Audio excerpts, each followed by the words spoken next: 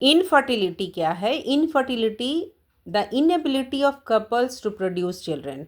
तो जिस मेथड से मैरिड कपल चिल्ड्रन को प्रोड्यूस कर पाए वो मेथड है असिस्टेड रिप्रोडक्टिव टेक्नोलॉजी। ये क्या है?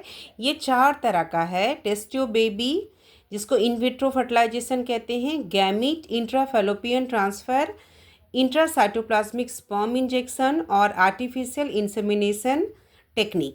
टेस्ट ट्यूब बेबी प्रोग्राम क्या है? जिसको इन विट्रो फर्टिलाइजेशन कहते हैं, जिसमें ओवम डोनर फीमेल और स्पर्म डोनर मेल को हम अलाउ करते हैं फ्यूज अंडर स्टिमुलेटेड कंडीशन। कहाँ पे? In the laboratory.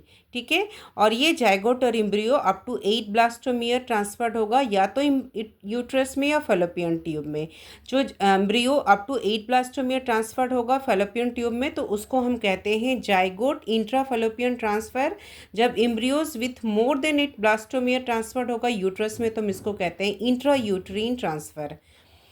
अब है दूसरा मेथड है गैमीट इंट्राफेलोपियन ट्रांसफ़र। वो उसके लिए है जो कि फीमेल ओवा नहीं प्रोड्यूस कर पा रही है, तो हम डोनर फीमेल से ओवा लेते हैं, उसको सर्जिकली इंट्रोड्यूस करते हैं फेलोपियन ट्यूब में, और स्पर्म ऑफ द फिर हस्बैंड ये उसमें फिर ड्यूरिंग कॉपुलेशन इंसर्ट होता है।